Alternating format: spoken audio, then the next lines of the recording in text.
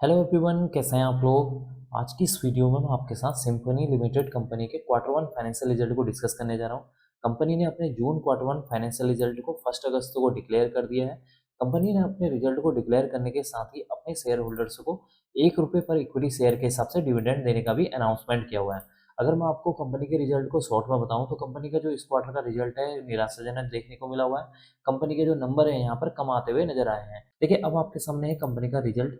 इस रिजल्ट में हम सबसे पहले बात कर लेते हैं कंपनी के रिवेन्यू के बारे में, यानी कि कंपनी का जो मेन बिजनेस है उसके बारे में हम डिस्कस कर लेते हैं कि इस क्वार्टर में कंपनी ने कितने करोड़ की रिवेन्यू जनरेट की है। देखिए, इस क्वार्टर में कंपनी की 251 करोड़ की रिवेन्यू जनरेट हुई है। प्रीवियस क्वार्टर में 381 करोड़ की थी। प्रीवियस ईयर में 393 करोड़ की यहाँ पर रिवेन्यू देखने को मिल रही है। इसका मतलब कि जब आप कंपनी के रिवेन्यू को year on year wise compare करते हैं तो कंपनी की रिवेन्यू में अराउंड 32% की गिरावट देखने को मिल रही है, जो कि इसके लिए एक नेगेटिव पॉइंट है। बात कर लेते हैं अदर इनकम के बारे में। इस क्वार्टर में कंपनी की 21 करोड़ की अदर इनकम हुई है। प्रीवियस क्वार्टर में 11 करोड़। प्रीवियस ईयर में देखेंगे तो 9 करोड़ की यहाँ पर अदर इनकम जनरेट होती हुई नजर आई है।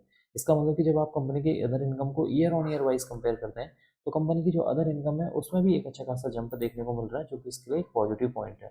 अब हम बात कर लेते हैं कंपनी के खर्चों के बारे में, यानी कि टोटल एक्सपेंसेस के बारे में। देखिए, इस क्वार्टर में कंपनी के 227 करोड़ के खर्चे हुए हैं। प्रीवियस क्वार्टर में 284 करोड़। प्रीवियस ईयर में देखेंगे तो 308 करोड़ के यहाँ पर खर्चे देखने को मिले हुए हैं। इसका मतलब कि जब आप कंपनी के खर्चों को year on year wise compare करते हैं तो कंपनी के जो खर्चे हैं उसमें भी गिरावट देखने को मिल रही है। कंपनी के खर्चों में क्यों गिरावट हुई है? क्योंकि कंपनी की जो रिवेन्यू या सेल्स है उसमें गिरावट हुई है, तो कंपनी के जो खर्चे हैं वो भी यहाँ पर कम आते हुए नजर आ रहे हैं। अब हम बात कर लेते हैं कंपनी के प्रॉफिट बिफोर टैक्स के बारे में कि इस क्वार्टर में कंपनी का प्रॉफिट बिफोर टैक्स कितना देखने को मिल रहा है।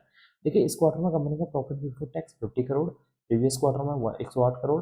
प्रीवियस ईयर में देखेंगे तो 94 करोड़ देखने को मिला हुआ है। इसका मतलब कि जब आप कंपनी के प्रॉफिट बिफोर टैक्स को year on year wise compare करते हैं तो कंपनी का जो प्रॉफिट बिफोर टैक्स है उसमें भी एक अच्छी खासी गिरावट देखने को मिल रही है, जो कि इसके लिए एक नेगेटिव पॉइंट है। अब हम डिस्कस कर लेते हैं कंपनी के नेट प्रॉफिट के बारे में, यानी कि मुनाफे के बारे में कि एंड में कंपनी को कितने करोड़ का मुनाफा हुआ है।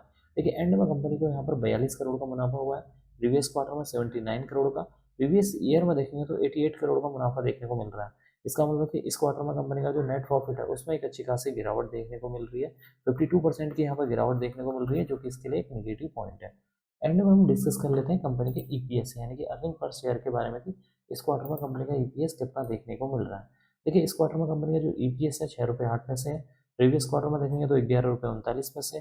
प्रीवियस ईयर में देखेंगे तो 12 रुपये 76 पैसे देखने को मिला हुआ है।